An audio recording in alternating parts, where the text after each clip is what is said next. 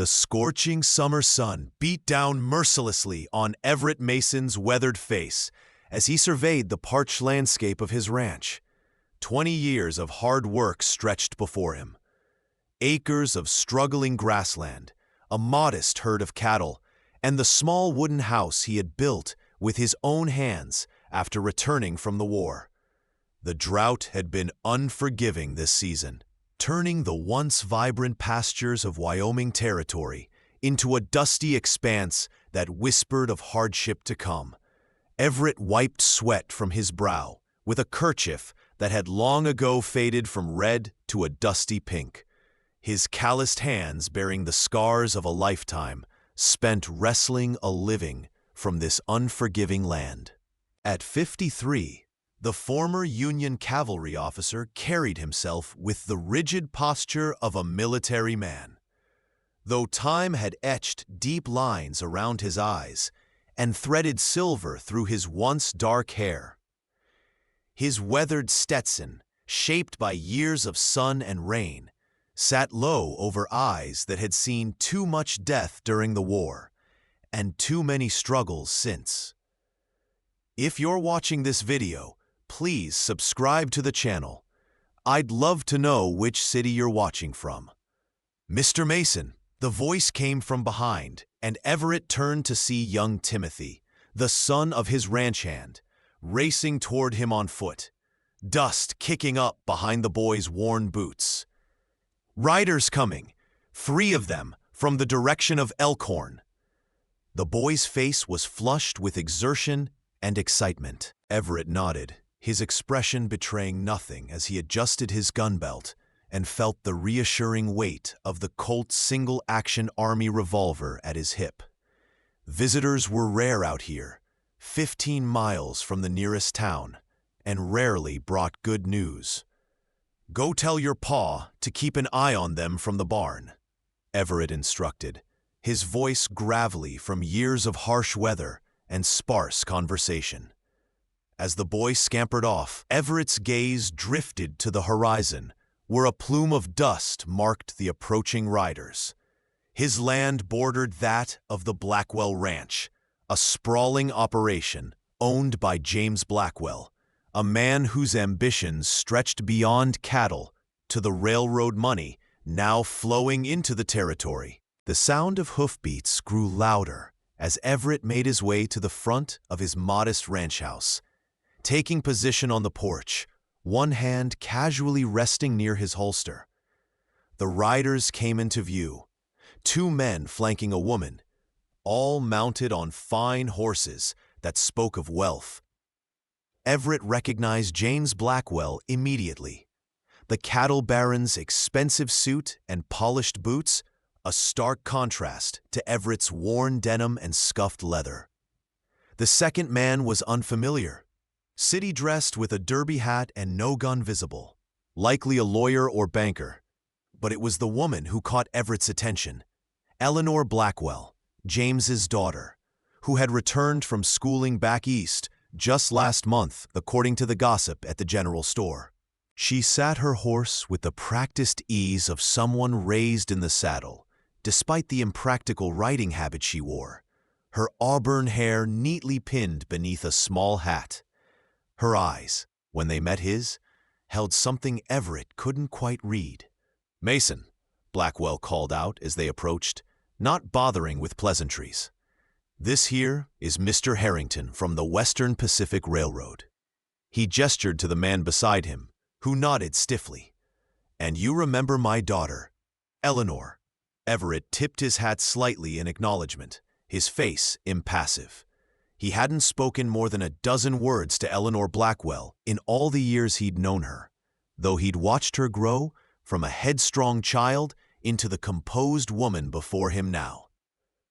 "Mr. Blackwell," Everett replied, his tone neutral despite the tension that immediately filled the air between them. These 2 men had been circling each other for years, since Blackwell had first tried to buy Everett's strategic parcel of land and been firmly refused. "What brings you to my property today?" Everett's emphasis on the word "my" was subtle but unmistakable. Blackwell dismounted with the stiffness of a man who spent more time behind a desk than in the saddle these days, handing his reins to his daughter, who remained mounted. "The railroad's coming through, Mason. Progress. The future of this territory." He gestured expansively, as though the rails were already visible on the horizon. "Mr. Harrington here has the authority to make you a generous offer for your land. More than fair considering—" Or. He let the words hang, his gaze sweeping dismissively over Everett's modest buildings and the visible signs of the drought's impact. Everett said nothing, his face a mask, as Harrington stepped forward, producing papers from a leather satchel. "Mr. Mason, Western Pacific is prepared to offer you $3,000 for the entirety of your property. It's substantially above market value." The man's voice had the practiced smoothness of someone accustomed to closing deals. "The railroad needs this land for the new route to Elkhorn, and your property sits at a crucial juncture." Everett's expression didn't change as he looked from Harrington to Blackwell and back again. "My answer hasn't changed since the last time, Blackwell. This land isn't for sale. Not to you, not to the railroad, not to anyone." His voice was level, but iron ran through it. Eleanor shifted slightly in her saddle, and when Everett glanced at her, he was surprised to see what looked like approval in her eyes. Blackwell's face flushed with anger. "Don't be a fool, Mason. This is happening whether you like it or not. The territorial governor himself has signed off on the route." He stepped closer, lowering his voice. "Take the money while it's being offered. A man in your position, alone out here with no family, no future, you'd be wise to set yourself up comfortably." The implied threat hung in the air between them. Everett had heard the rumors of how Blackwell dealt with those who stood in his way. Mysterious fires, cattle stampeded through crops, water rights suddenly disputed. "I believe Mr. Mason has given you his answer, Father." Eleanor's voice cut through the tension, surprising both men.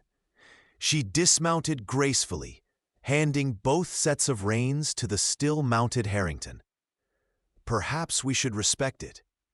Her father shot her a look of barely contained fury, but she met his gaze steadily. Something passed between them, some old argument or understanding that Everett wasn't privy to. "Eleanor, get back on your horse. This is business, not a place for a woman's sentiments." Blackwell's tone was dismissive, but Eleanor stood her ground, smoothing her riding skirt with gloved hands. "On the contrary, Father, since half of Blackwell Ranch will be mine someday, I believe this is precisely my business."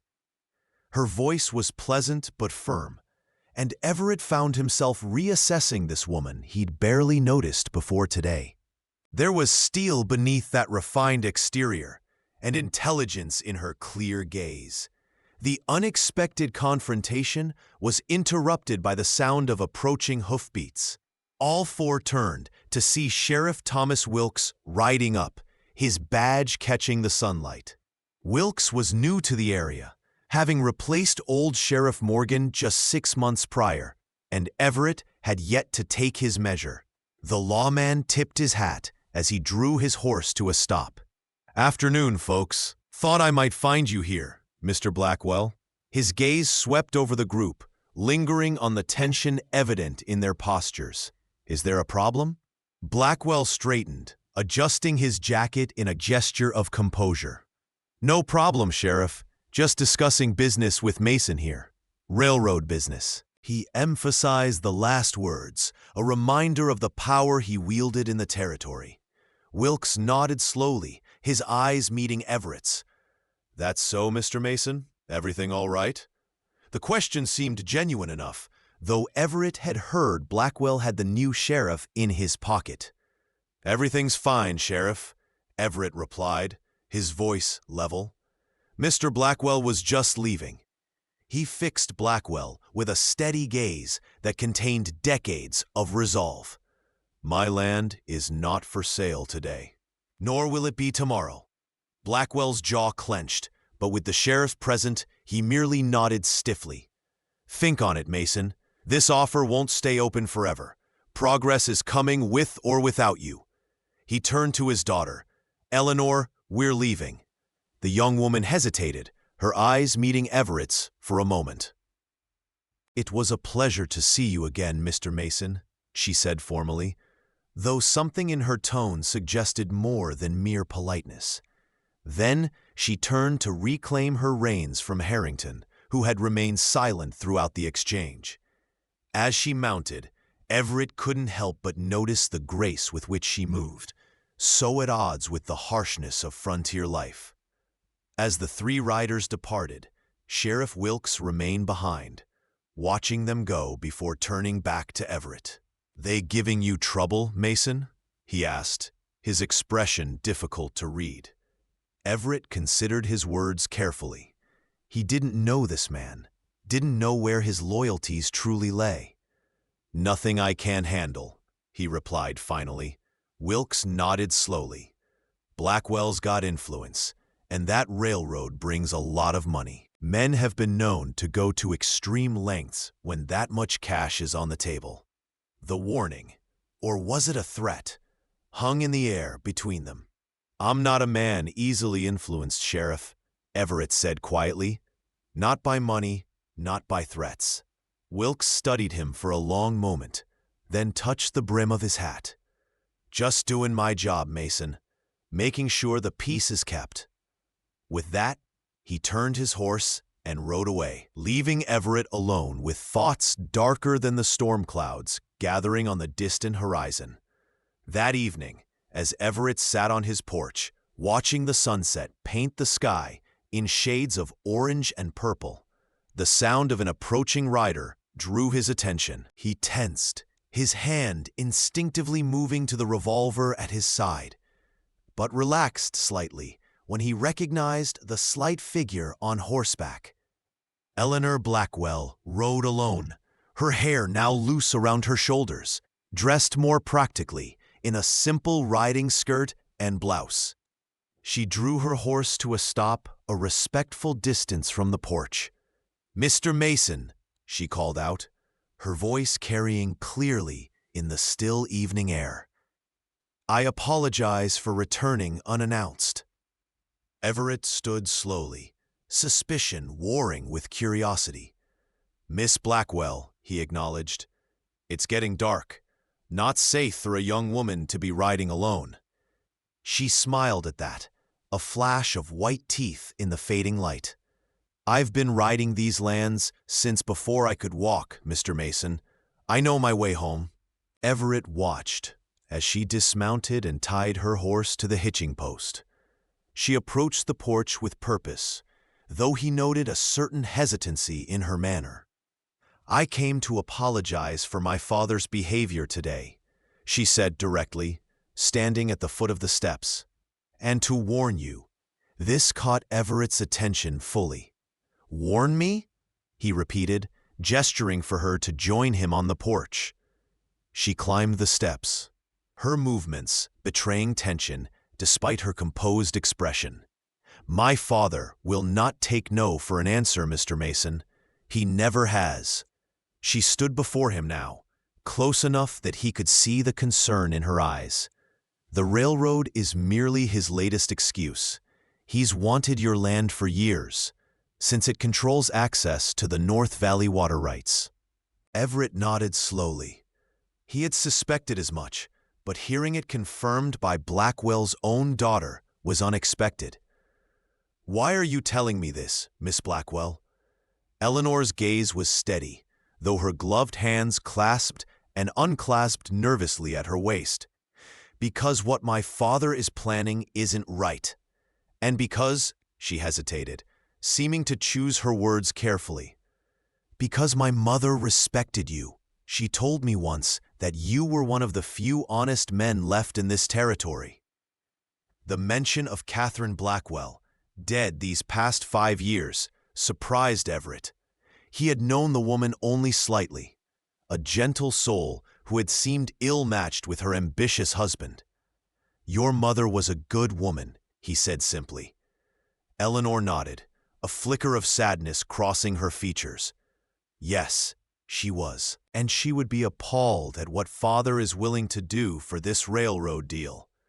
She stepped closer, lowering her voice, though there was no one else to hear. "Wait, I'll show you everything," she whispered. "But not here. Can you meet me tomorrow night at the old Miller's Creek Bridge? I have documents, proof of what he's planning." Everett studied her face in the fading light, looking for deception, but finding only determination and what appeared to be genuine concern. "This could put you at odds with your father," he said carefully. "Are you prepared for that?" Something flashed in her eyes, pain, resolve, or perhaps both. "Mr. Mason, I've been at odds with my father since I returned from Boston and discovered what he's become in my absence. The man who raised me would never have stooped to the methods he now employs." She straightened her shoulders. "Miller's Creek, tomorrow at sundown. Come alone." Before Everett could respond, she turned and descended the steps, moving quickly to her horse. As she mounted, she looked back at him. "Be careful who you trust, Mr. Mason. Even the law in these parts answers to my father now." With that warning, she urged her horse forward, disappearing into the gathering darkness and leaving Everett with far more questions than answers. Sleep eluded Everett that night, his mind turning over Eleanor's warning and the implications of what she had said. James Blackwell had always been ambitious and ruthless in business, but Everett had never known him to cross certain lines. Had power corrupted him further in recent years? And could Everett trust Eleanor, a woman he barely knew, the daughter of his enemy? As dawn broke, he rose from his bed, decision made. He would meet her, hear what she had to say, but he would go prepared for treachery. The day passed slowly as Everett went about his ranch duties with half his mind on the coming meeting. He instructed his ranch hands to keep watch, particularly Henry, Timothy's father, and the man Everett trusted most among his small crew. "If I'm not back by midnight," he told Henry quietly as they repaired a fence line, "ride for Judge Wilson in Clearwater. Tell him what's happened." Henry, a taciturn man who had worked for Everett for a decade, simply nodded, asking no questions. As the sun began its descent toward the western mountains, Everett saddled his most reliable horse, a sturdy bay gelding named Soldier. He checked his Colt revolver, ensuring all 6 chambers were loaded, and slipped a Winchester rifle into the saddle scabbard. Miller's Creek lay about 5 miles from his ranch, in a wooded area that marked the boundary between his property and unclaimed territory to the east. The bridge Eleanor had mentioned was an old wooden structure spanning the creek, rarely used now that the new county road bypassed it by several miles. It was an ideal meeting place, secluded, but with multiple approaches that would make an ambush difficult to execute. Everett rode cautiously, taking an indirect route and stopping frequently to listen and observe his surroundings. Years of military service and frontier life had taught him the value of vigilance, and Eleanor's warning about not trusting anyone had only heightened his natural caution. The sun had just slipped behind the mountains, painting the sky in deepening shades of purple and blue, when Everett approached Miller's Creek. He dismounted a quarter-mile from the bridge, securing Soldier in a stand of cottonwoods, and continued on foot, moving silently through the underbrush. The evening was quiet, save for the gentle gurgle of the creek and the occasional call of a nightbird. Everett paused at the edge of the clearing that surrounded the bridge, scanning carefully for any sign of movement or the telltale glint of a weapon. The bridge stood empty, its weathered planks silver gray in the fading light. No horse was visible, no human form waiting. Had he arrived too early? Or was this indeed a trap? Everett melted back into the shadows of a large oak, prepared to wait and watch. His patience was rewarded 15 minutes later, when he heard the soft approach of hooves on the earthen path from the east. Eleanor Blackwell appeared at the edge of the clearing, riding side saddle on a dapple gray mare. She wore a dark riding habit that blended with the gathering dusk. Her hair again pinned beneath a small hat. She halted at the bridge and dismounted gracefully, tying her horse to a sapling before stepping onto the bridge itself. From his position, Everett could see her scanning the area, her posture tense with anticipation or anxiety. He watched a moment longer, ensuring she was indeed alone, before moving silently from his hiding place. "Miss Blackwell," he called softly as he approached, not wanting to startle her. She turned quickly, one hand flying to her throat in momentary alarm before recognition dawned. "Mr. Mason," she acknowledged, relief evident in her voice. "I wasn't certain you would come." He stepped onto the bridge, still maintaining a cautious distance. "You said you had something to show me, something important enough to risk your father's anger." Eleanor nodded, reaching into a small satchel she carried. "Yes, evidence of what my father and his associates are planning." She withdrew several folded papers, holding them out to him with a hand that trembled slightly. "These are copies of documents I found in my father's study. Letters between him and certain officials, including Judge Parker and your new sheriff." Everett took the papers, unfolding them carefully while keeping one eye on his surroundings. What he read made his blood run cold. The documents detailed a plan to force him off his land by any means necessary. Fabricated tax liens, false accusations of cattle rustling, even arranged accidents if needed. Most damning were the signatures: Blackwell's, Sheriff Wilkes's, and several territorial officials Everett had believed to be honest men. "My God," he murmured, looking up to meet Eleanor's troubled gaze. "Your father has half the territory in his pocket." "Not quite half," she replied grimly. "There are still good men in positions of power, Judge Wilson in Clearwater, Marshal Hayes. But yes, my father has been building this network of influence for years." She stepped closer, her voice dropping to a near whisper. "There's more, Mr. Mason. The railroad isn't just about connecting Elkhorn to the main line. There's gold in the North Valley, a vein discovered last year during a survey. My father knows it, the railroad knows it, and your land is the only practical access point." The rancher froze, the pieces suddenly falling into place. Blackwell's persistence, the exorbitant offer for land that, to all appearances, was merely struggling ranch land. "How did you get these?" he asked, indicating the damning papers in his hand. Eleanor's expression tightened. "My father still sees me as the girl who left for boarding school years ago.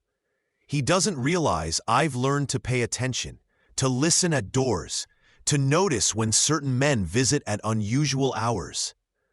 The sound of breaking brush in the distance caused them both to tense. Everett quickly folded the papers and tucked them inside his vest. "Someone's coming," he whispered urgently. Eleanor's eyes widened with alarm. "You need to go," she urged. "If my father's men find you here with me—" The rest of her sentence was cut off by the unmistakable sound of horses approaching from multiple directions. "Too late," Everett muttered, drawing his revolver. "Is there another way off this bridge?" Eleanor shook her head, fear evident in her eyes now. "No, the creek's too deep to ford here." She gripped his arm suddenly, her fingers digging into the worn leather of his coat. "Listen to me quickly. Whatever happens, don't trust Sheriff Wilkes. He's been in my father's pay since he arrived. And there's a lawyer in Elkhorn named Samuel Thornton. Find him if anything happens to me. He has more documents, enough to expose everything." Before Everett could respond, riders burst into the clearing from both ends of the bridge. 4 men in total, including Sheriff Wilkes and 2 of Blackwell's ranch hands. The 4th man Everett recognized as Michael Blackwell, James's younger brother and foreman of the Blackwell Ranch. "Well, well," Michael called out, his voice heavy with mockery as the 4 men closed in. "What a touching scene. The old rancher and the boss's daughter meeting in secret." His hand rested casually on the revolver at his hip as he addressed Eleanor. "Your father is going to be mighty disappointed in you, Eleanor, after all he's done to secure your future." Eleanor stepped forward, chin raised defiantly. "The only disappointment here is what you and father have become, Uncle. Criminals, hiding behind wealth and influence." Sheriff Wilkes dismounted, his expression grim as he approached the bridge. "Mr. Mason, you're under arrest for trespassing on Blackwell property." Everett didn't move, his revolver still in hand, but pointed at the weathered planks of the bridge. "This is public land, Sheriff. The bridge and the road leading to it were deeded to the county 15 years ago." His gaze shifted between the 4 men, assessing threats, looking for weaknesses. Michael Blackwell laughed, the sound harsh in the gathering darkness. "The county records had a deadbeat dispute on Matt Sheriff." He gestured to his men. "Take him, boys. And Eleanor, you're coming home to explain yourself to your father." One of the ranch hands moved forward, a rope in his hands, clearly intending to bind Everett. "Drop the gun, old man," he ordered. In the tense standoff that followed, no one noticed the slight movement as Eleanor reached into a concealed pocket of her riding habit. The ranch hand was 3 steps away when she suddenly produced a small Derringer pistol, aiming it squarely at her uncle. "Stay back," she commanded, her voice surprisingly steady. "Mr. Mason and I are leaving, and none of you are going to interfere." Michael Blackwell's expression shifted from surprise to amusement. "Put that toy away, Eleanor, before you hurt yourself. That's a lady's gun. It barely has enough power to bruise a man at this distance." Sheriff Wilkes had drawn his own weapon now, pointing it at Everett. "Lower your weapons, both of you. Don't make this worse than it already is." Everett assessed their options quickly. The situation was deteriorating rapidly, and while he was confident in his ability to handle himself, he was unwilling to risk Eleanor's safety in a shootout. "Listen to me," Eleanor said, her gaze locked with her uncle's, the small pistol unwavering in her grip. "I know everything about the gold, about the forged documents, about the bribes. I've made copies of everything in Father's safe, and they're with people you can't touch." It was a bluff, Everett realized, but a good one. Doubt flickered across Michael Blackwell's face. "You're bluffing," he said, but with less certainty than before. Eleanor's smile was cold. "Am I? Try me, Uncle. See what happens when I don't return tonight. See what papers find their way to the territorial governor's desk by morning." The standoff stretched, tension crackling in the air like the electricity before a storm. Finally, Michael made a dismissive gesture. "Let them go," he ordered reluctantly. "My brother will deal with this. Eleanor, this foolishness ends tonight. You're coming home with us now." "No," Eleanor replied firmly. "I'm not. Not until Father agrees to stop this madness." she backed up slowly, keeping the Derringer trained on the men before them. "Mr. Mason and I are leaving now. Anyone who follows will regret it." Everett moved with her, his own revolver ready, mind racing through escape routes and possibilities. He knew these men wouldn't give up easily, knew that the confrontation had merely been postponed, not avoided. "Eleanor, don't force my hand," Michael warned, his voice hardening. "Your father gave strict instructions to bring you home by whatever means necessary." Something shifted in Eleanor's expression then, determination hardening into something darker, more resolute. "My father no longer dictates my actions, Uncle. Not after what I've discovered." She continued backing toward her horse, Everett moving in step with her, both keeping their weapons trained on the four men. Reaching her mare, Eleanor managed to untie the reins one-handed, never lowering her Derringer. "Go to your horse, Mr. Mason," she instructed quietly. "I'll cover you." Everett hesitated, unwilling to leave her exposed. "Together," he countered. She nodded slightly, understanding. They moved carefully, maintaining their defensive posture as they backed away from the bridge. Sheriff Wilkes took a step forward, only to halt when Everett's revolver shifted pointedly in his direction. "This isn't over, Mason," the lawman called out. "Not by a long shot." Everett didn't respond, focusing instead on their precarious retreat. When they reached the cover of the trees where he had left Soldier, Everett quickly mounted, keeping his revolver ready as Eleanor did the same.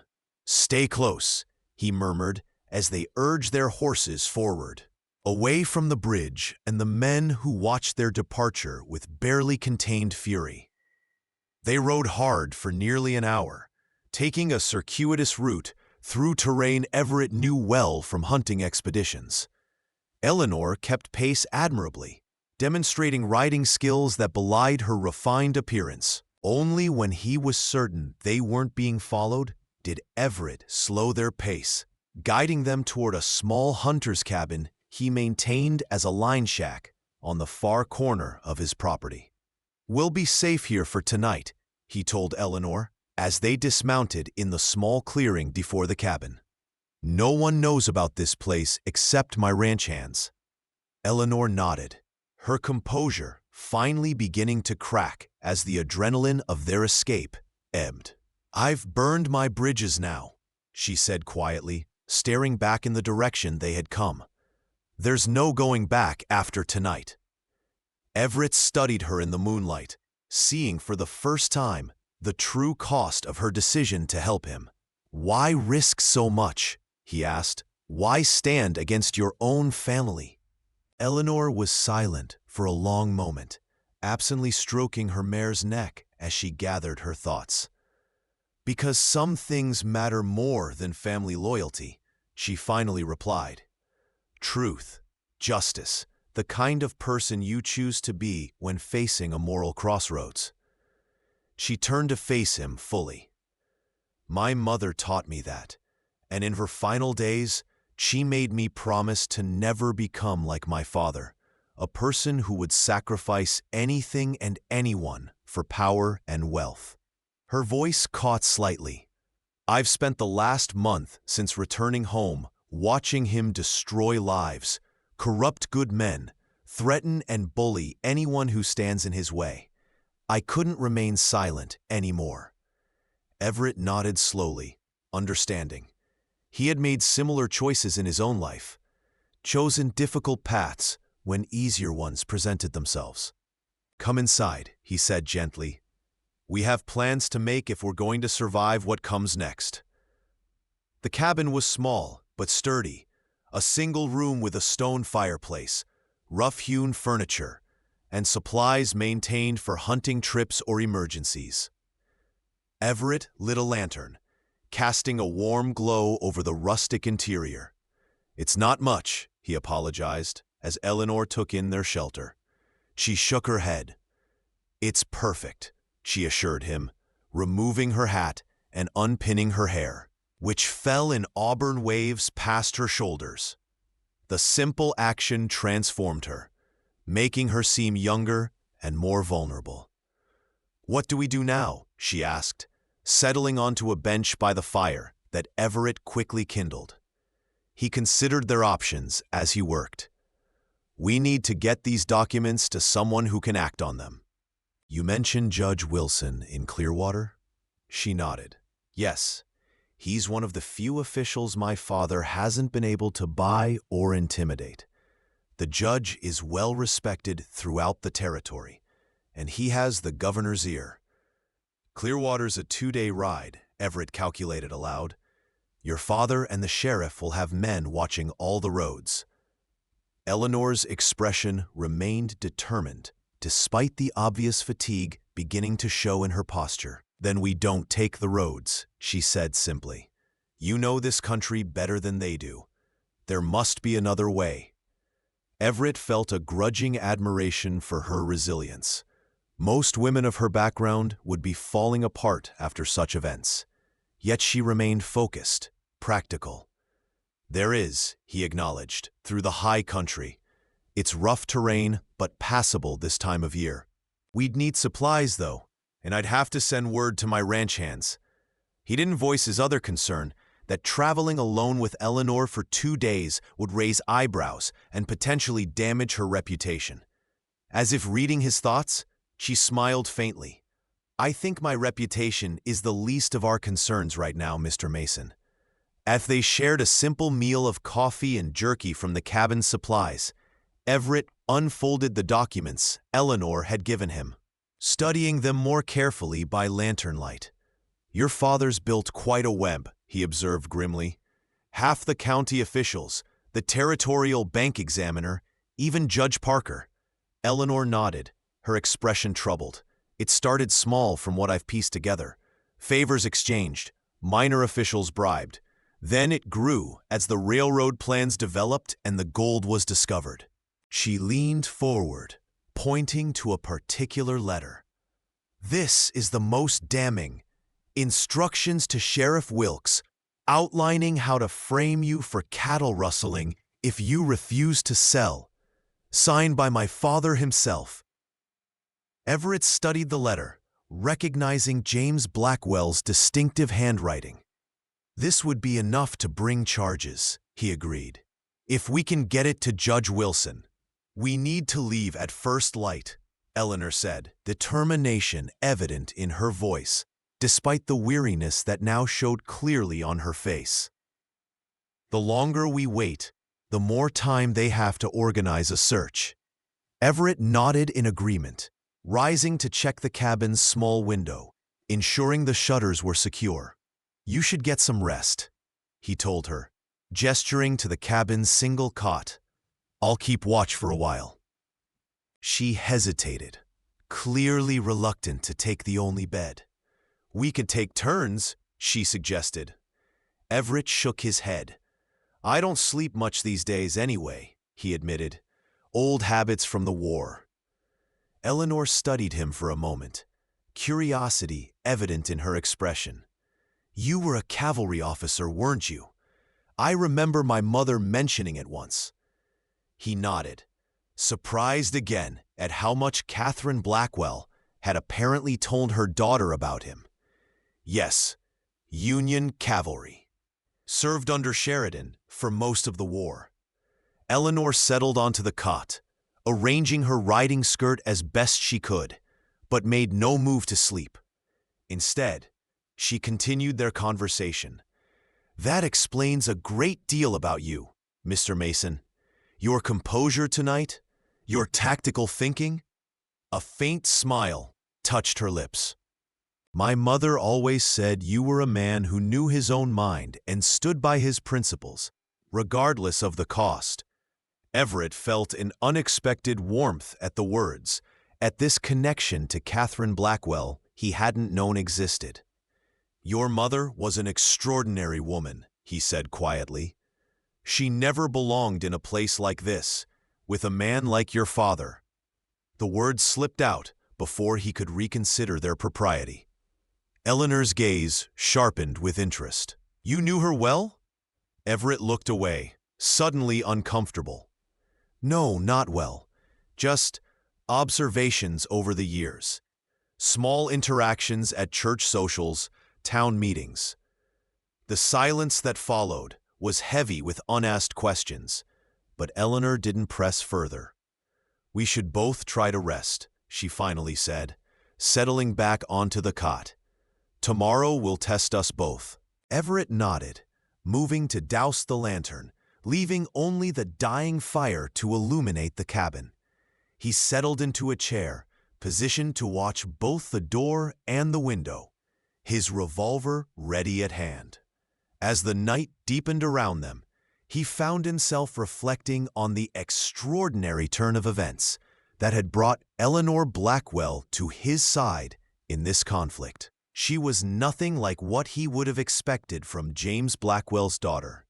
She had her mother's courage and moral clarity, combined with a strength of will that was entirely her own.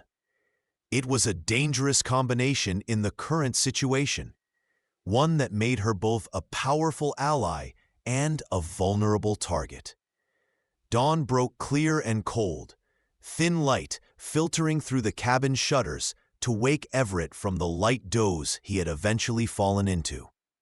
Eleanor was already awake, he realized, sitting up on the cot and rebraiding her hair with practiced movements. No sign of pursuit, he reported, rising to check out the window. But they'll be searching by now. She nodded, pinning her hair up and reaching for her hat. Then we should move quickly. They shared the last of the cabin's coffee and jerky before preparing to depart. Everett gathered what supplies he could: ammunition, a canteen of water, a small medical kit. Eleanor watched him with approval. "You're well prepared," she observed. He shrugged slightly. "The war taught me never to travel unprepared for trouble. The frontier reinforced the lesson." She smiled at that. "It seems I chose my ally wisely then." They saddled the horses in the gray light of early morning, Everett checking their shoes and tack with methodical care. "The route I'm planning will take us through Miller's Pass," he explained, as they worked. "It's rough country, but there's a trail most of the way. Few people know about it, mostly old trappers and Indians." Eleanor nodded, adjusting her mare's saddle girth. "Will your ranch hands be worried when you don't return?" Everett considered this. "Henry will follow my instructions. Ride for Judge Wilson if I don't return by midnight. When he reaches Clearwater and finds we're not there, he'll understand something's wrong. He's a good man, Henry, smart and loyal." He paused. "Your father's men, will they hurt my hands to get information?" Eleanor's expression darkened. "Once I would have said no. Now?" She shook her head. "I honestly don't know what my father is capable of anymore." They set out as the sun cleared the eastern mountains, riding single file with Everett in the lead. The trail he chose wound through dense pine forest, climbing steadily into the foothills. They rode in silence for the most part, both alert for any sign of pursuit. By midday, they had climbed high enough to look back over the valley. The patchwork of ranches and farms spread out below them like a quilt. "There," Everett said, pointing to a plume of dust moving along a distant road. "Riders, heading toward my ranch, most likely." Eleanor squinted against the sun. "How many?" Everett studied the dust cloud carefully. 6, maybe 8. Too many for a friendly visit. His jaw tightened with concern for his ranch hands. "Henry's smart. He'll have the men up in the north pasture, away from trouble." He turned his horse back to the trail. "We need to keep moving." The afternoon brought them deeper into the mountains, the trail narrowing as it wound through boulder fields and stands of aspen. Twice they had to dismount and lead the horses through particularly challenging terrain. Eleanor kept pace without complaint, demonstrating a toughness that belied her refined upbringing. "You ride well," Everett observed, during a brief rest. "Better than most men I know." She smiled, taking a small sip from the canteen he offered. "My mother insisted I learn, despite my father's objections. He wanted a proper Eastern lady for a daughter, someone to make an advantageous marriage. Mother believed a woman should be capable of taking care of herself." She handed the canteen back, her expression growing distant. "After she died, Father sent me east to finishing school. He thought it would erase her influence. He was wrong." As the sun began its descent toward the western peaks, Everett led them to a small, sheltered clearing beside a mountain stream. "We'll make camp here," he decided. "Push on at first light tomorrow." They set about making a sparse camp. No fire, despite the mountain chill, for fear the smoke might be spotted. As they secured the horses and laid out bedrolls from Everett's saddlebags, Eleanor continued their earlier conversation. "My time in Boston opened my eyes," she said, settling onto her bedroll. "I met women who owned businesses, who wrote for newspapers, who spoke about politics and social reform. When I returned home and saw what my father had become in my absence, the corruption, the bullying, the disregard for others, I knew I couldn't simply play the role he had planned for me." She looked directly at Everett, her gaze steady. "I couldn't be complicit in what he was doing to people like you." Everett studied her in the fading light. This surprising woman who had risked everything to stand against her father's wrongdoing. "What will you do after this?" he asked. "Once the documents are delivered, you can't go home." Eleanor's expression remained resolute, despite the sadness that flickered briefly in her eyes. "I know. I've been preparing for that possibility since I found the first document." She straightened her shoulders. "I have some money of my own, my mother's inheritance that came to me when I turned 21, enough to make a new start somewhere. San Francisco, perhaps, or Denver."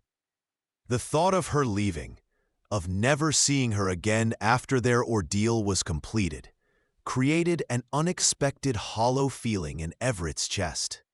"You could stay," he suggested, before he could reconsider the words. "Wyoming Territory needs people of principle, especially now." A soft smile curved Eleanor's lips, though it didn't quite reach her eyes. "A disgraced daughter with no home and no reputation? I'm not sure how welcome I'd be." The bitterness in her tone was slight, but unmistakable. Everett shook his head. "People here respect courage and standing by your convictions. What you're doing now, it matters." He hesitated, then added quietly, "And you wouldn't be without friends." She held his gaze for a long moment, something unspoken passing between them. "Thank you for that," she finally said. "It means more than you know." The silence that followed was comfortable, filled with the gentle sounds of the stream and the distant call of a night bird. As darkness settled fully around them, Eleanor finally stretched out on her bedroll. "Good night, Mr. Mason," she said softly. "Or perhaps, after all we've been through today, you might permit me to call you Everett?" He smiled at that, touched by the simple intimacy of his given name on her lips. "Good night, Eleanor," he replied, settling back against his saddle to take the first watch. Rest well. As she drifted into sleep, Everett kept vigilant guard, his thoughts turning to the journey that still lay ahead and the uncertain future that waited beyond it. Whatever happened in Clearwater, nothing would be the same for either of them after these days together. The realization was both troubling and strangely comforting. For 20 years, Everett had lived a solitary existence, his only companions, his ranch hands and memories. Now, in the space of a single day, everything had changed. his perception of the territory he called home, his understanding of the forces aligned against him, and most unexpected of all, his connection to the remarkable woman sleeping peacefully just a few feet away. The night passed uneventfully, Everett and Eleanor taking turns at watch. They broke camp at first light, continuing their journey through increasingly rugged terrain. "We're making good time," Everett observed as they paused to rest the horses at midday. "If all goes well, we should reach Clearwater by nightfall." Eleanor nodded, her face showing signs of fatigue despite her determined demeanor. The rigors of their journey were taking their toll, though she voiced no complaint. As they prepared to mount up again, a distant sound caught Everett's attention, the faint but unmistakable report of a rifle echoing across the mountains. "Get down," he ordered sharply, drawing his revolver as he scanned the surrounding peaks. Eleanor complied instantly, crouching behind a boulder. "Could it be hunters?" she asked in a hushed voice. Everett shook his head grimly. "Not likely, not in this area." He continued his careful surveillance, eyes narrowed against the midday sun. "Someone's on our trail." They waited in tense silence, but no further shots came. After 15 minutes, Everett made his decision. "We need to move, but carefully. Stay low in the saddle, keep to cover when possible." Eleanor nodded, her expression grave as they mounted up. "How far to Clearwater from here?" she asked, as they set off at a careful walk, staying within the tree line whenever possible. "About 15 miles as the crow flies," Everett replied. "Longer by the trail. There's a ranch about halfway. Belongs to an old friend, Sam Fletcher. If we can reach it, we'll have allies." Eleanor considered this. "Would your friend stand against my father and his men? It could mean risking everything." Everett's expression softened slightly. "Sam and I served together in the war. There's no one I trust more." He didn't add that Sam had once courted Catherine Blackwell, before she chose James instead. Some loyalties ran deeper than most people understood. Their progress was slow but steady, both riders constantly alert for signs of pursuit. The rifle shot had come from behind them, suggesting at least one tracker had discovered their trail. As the afternoon waned, they began the descent from the high country, the pine forests gradually giving way to more open terrain. "There," Everett said finally, pointing to a cluster of buildings nestled in a small valley ahead. "Fletcher's Ranch." Relief was evident in Eleanor's posture, though she maintained her vigilance as they approached. Smoke rose from the chimney of the main house, a welcome sign of habitation. As they drew closer, a figure emerged onto the porch, rifle in hand. Everett raised a hand in greeting. "It's Mason," he called out, "with a friend." The figure lowered the rifle slightly, then stepped forward into clearer view. A tall, lean man with silver-streaked dark hair and a weathered face. "Everett," Sam Fletcher called back, his posture relaxing, though his expression remained watchful. "Wasn't expecting visitors." His gaze shifted to Eleanor, recognition dawning in his eyes. "Miss Blackwell?" The surprise in his voice was evident. Everett guided his horse into the ranch yard, Eleanor following closely. "We need help, Sam," Everett said without preamble as they dismounted. "And shelter for the night." Fletcher's gaze moved between them, taking in their trail-worn appearance and the tension evident in both their postures. "Trouble?" he asked simply. Everett nodded. "The worst kind. James Blackwell's kind." At the mention of Eleanor's father, Fletcher's expression hardened. "Come inside," he said, gesturing toward the house. "You look like you could use hot food and coffee. Then you can tell me what's happened." The interior of Fletcher's home was simply furnished, but comfortable, with a large stone fireplace dominating the main room. A middle-aged woman, Fletcher's housekeeper, Mrs. Larson, as they were soon introduced, quickly set about preparing a meal while Fletcher poured coffee for his unexpected guests. When they were settled at the kitchen table, Everett explained their situation, with Eleanor adding details where needed. Fletcher listened without interruption, his expression growing grimmer with each revelation. When Everett produced the incriminating documents, Fletcher studied them carefully, his jaw tightening with anger. "I always knew James was ambitious," he said finally. "But this?" He gestured to the papers. "This goes beyond ambition into outright criminality." He looked up at Eleanor. "You're risking everything to expose this. Your father won't forgive such betrayal as he'll see it."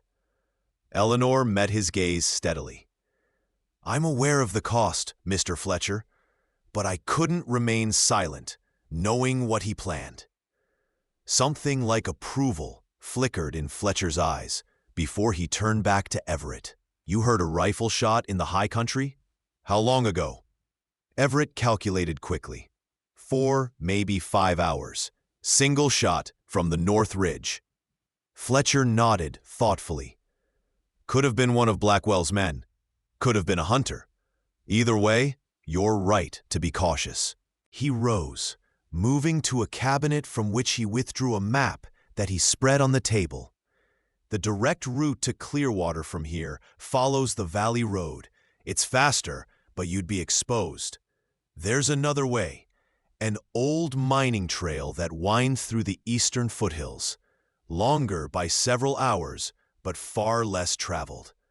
As they discussed routes and plans for the morning journey, Mrs. Larson served a hearty meal of venison stew and fresh bread. Both Everett and Eleanor ate gratefully, the simple food a welcome change from trail rations. "You'll stay the night," Fletcher said, his tone making it clear this wasn't a question. "My ranch hands will keep watch. If anyone's following you, they'll have a proper welcome." The edge in his voice suggested what form that welcome might take. After the meal, Mrs. Larson showed Eleanor to a small bedroom, providing her with a nightgown and fresh water for washing. Left alone with his old friend, Everett sipped the whiskey Fletcher had poured for them both. "Thank you for this, Sam," he said quietly. "I know what it means to stand against Blackwell." Fletcher's smile was grim. "Some fights choose you, Everett. This one's been brewing a long time."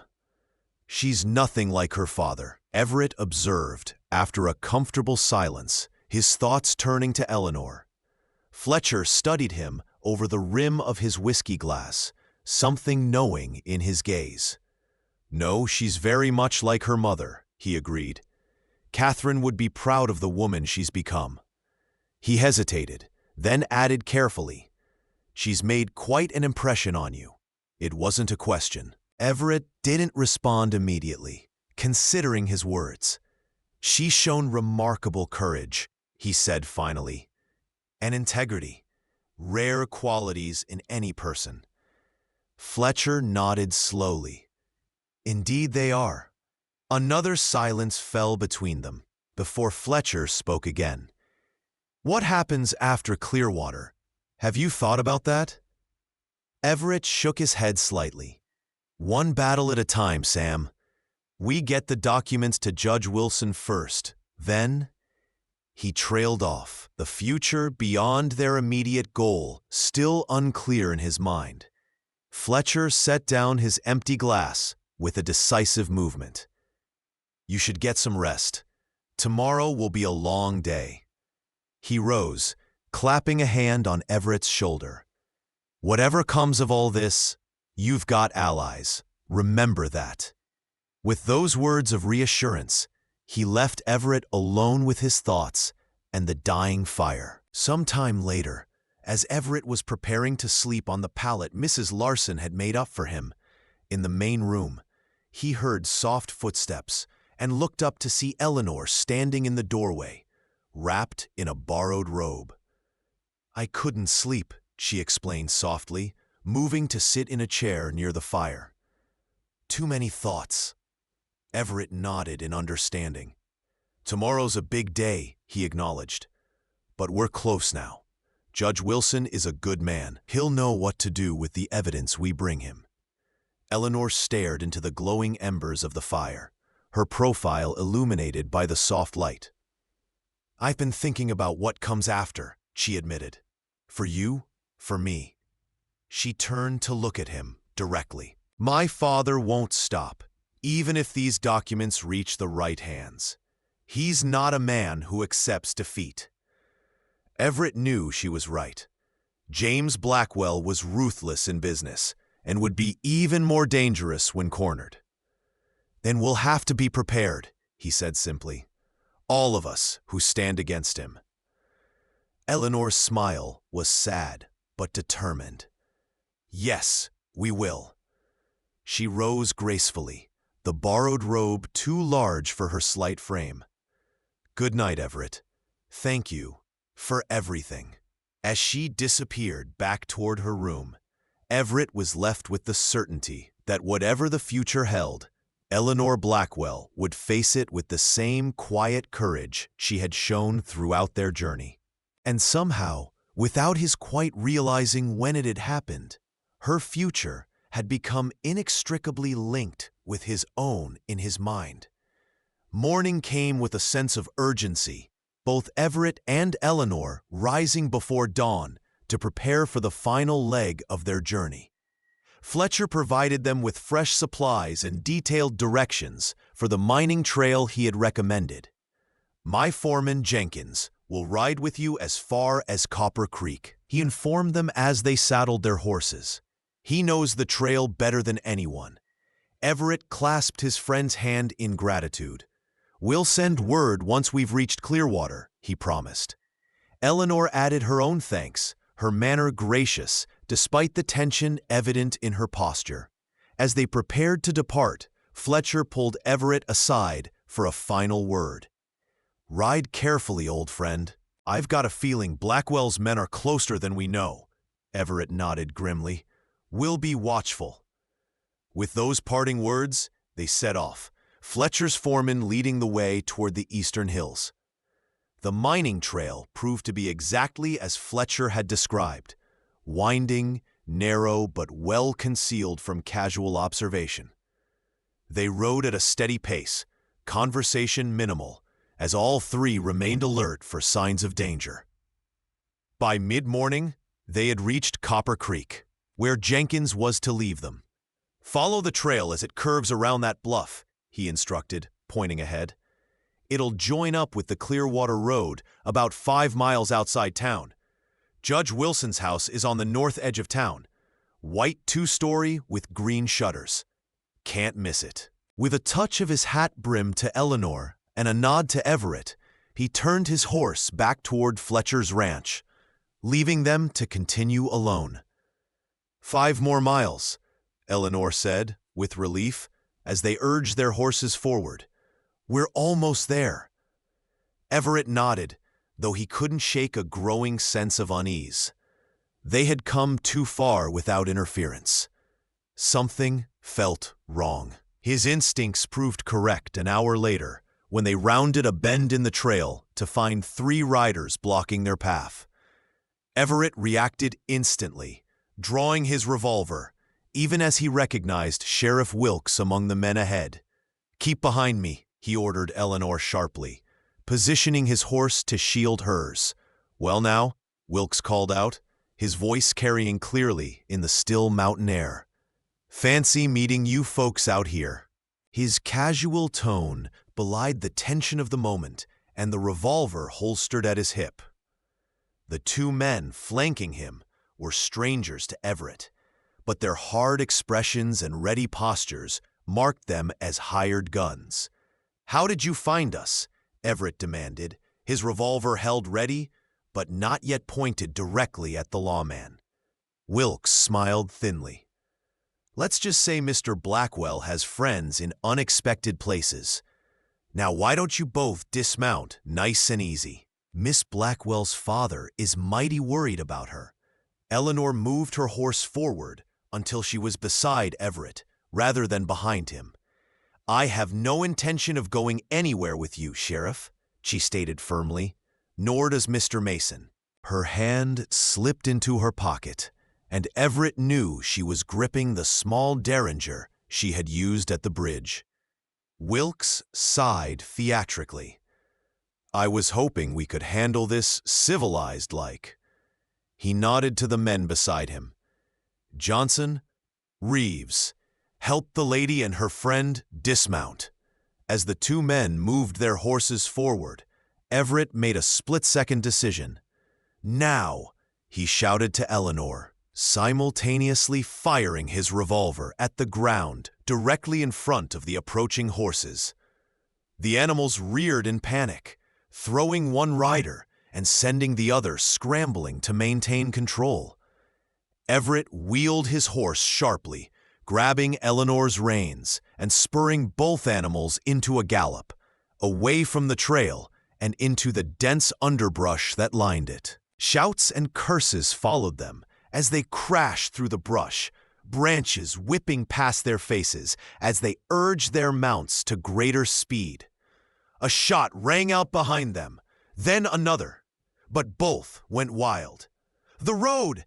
Eleanor gasped, pointing ahead to where the trail emerged from the trees and joined a wider dirt road. "That's the Clearwater Road."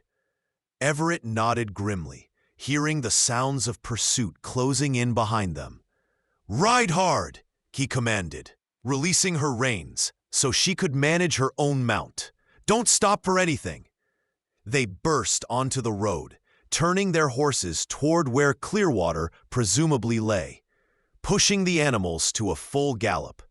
Another shot cracked behind them, closer this time, and Everett felt the wind of its passage near his head. He risked a glance back to see Wilkes and one of his men in close pursuit, the third rider nowhere in sight, likely still recovering from being thrown.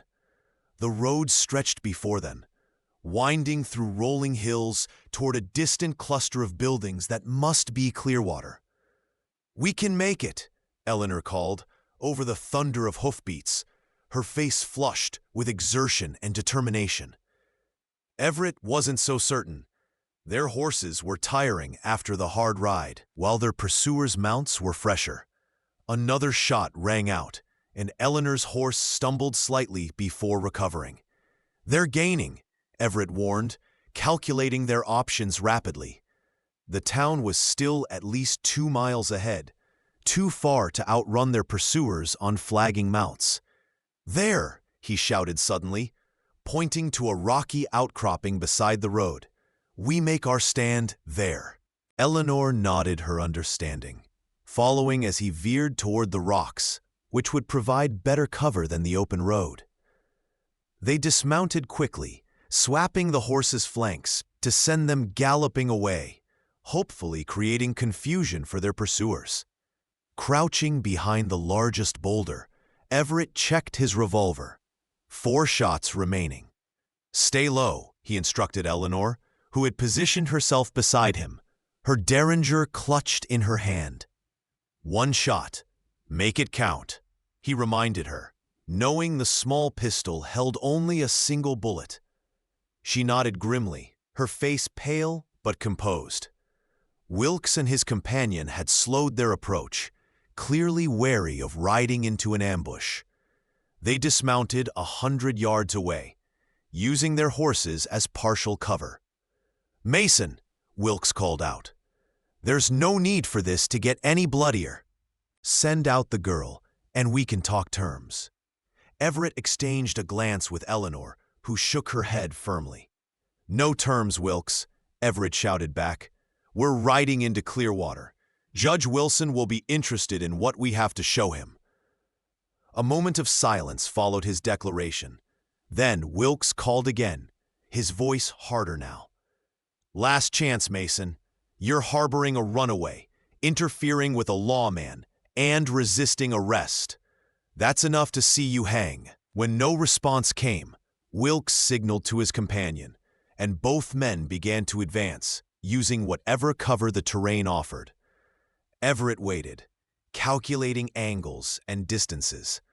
When Wilkes moved between cover points, Everett fired, the shot kicking up dirt at the sheriff's feet and forcing him to dive for protection. "Warning's over," Everett called grimly. "Next one counts." 3 bullets left. He had to make them last. The standoff continued, a deadly game of patience as Wilkes and his man tried to maneuver closer while staying protected. Everett fired again when the second man exposed himself briefly, the bullet splintering the dead tree the gunman was using for cover. The sound of approaching horses drew everyone's attention. A cloud of dust on the road from the direction of Clearwater resolved into a group of riders, 5 or 6 men moving at speed toward the standoff. "More of Blackwell's men?" Eleanor whispered tensely. Everett shook his head, squinting against the sun. "No," he said, relief flooding his voice. "That's a marshal's badge catching the light. And that man in front? That's Henry." Eleanor's eyes widened in surprise. "Your ranch hand? How?" Everett smiled grimly. "I told you he was smart. He must have gotten to Judge Wilson after all." Wilkes and his companion had seen the approaching riders too, and were now retreating hastily to their horses. "Hold it right there, Sheriff!" A commanding voice rang out as the newcomers drew closer. "U.S. Marshal Hayes, drop your weapons!" What followed was a blur of activity, Wilkes and his man surrendering with little resistance once they recognized the authority arrayed against them. Marshal Hayes taking charge of the situation with practiced efficiency, and Henry dismounting to check on Everett and Eleanor. "Thought you might need some help, boss," the ranch hand said with characteristic understatement. "Rode straight through to Clearwater like you said. Judge Wilson was mighty interested in what I had to tell him." He nodded respectfully to Eleanor. "Miss?" Marshal Hayes approached them, a tall man with a stern expression and a silver star pinned to his vest. "Mr. Mason, Miss Blackwell," he acknowledged. "Judge Wilson sent us out when your man here arrived with his story, said we'd likely find you in trouble." His gaze moved to the captured Sheriff Wilkes. Seems he was right. The ride into Clearwater was almost anticlimactic after the tension of the standoff. Marshal Hayes and his deputies escorted them directly to Judge Wilson's home, where the elderly jurist was waiting on his front porch. Tall and thin, with a shock of white hair and piercing blue eyes, the judge greeted them with formal courtesy that did not disguise his concern. "Miss Blackwell, Mr. Mason," he said gravely, "I'm relieved to see you both safe. Your man here," he nodded toward Henry, "has told me quite a tale." Eleanor stepped forward, producing the documents they had carried so far. "It's all true, Your Honor," she said earnestly, "and here is the proof. My father's corruption extends further than anyone realizes." Judge Wilson accepted the papers with a grim expression. "Come inside," he instructed. "We have much to discuss." Hours later, as the sun set over Clearwater, Everett and Eleanor sat together on the small balcony outside the guest room Judge Wilson had insisted Eleanor use.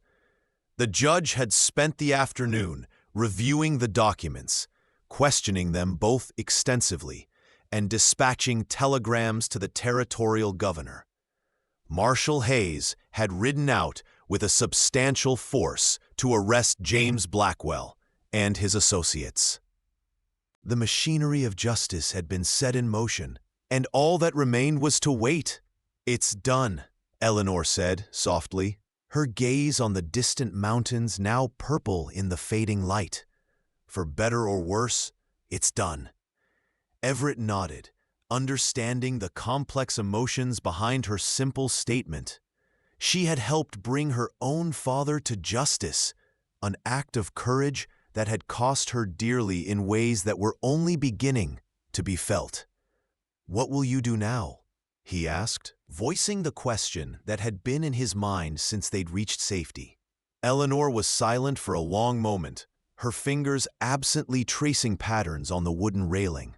"I don't know," she admitted finally. "I can't go home. That much is clear. The Blackwell name will be tainted by all this, regardless of my part in exposing it." She turned to face him, her expression thoughtful. "Judge Wilson has offered to help me secure a teaching position in Denver. He has connections there."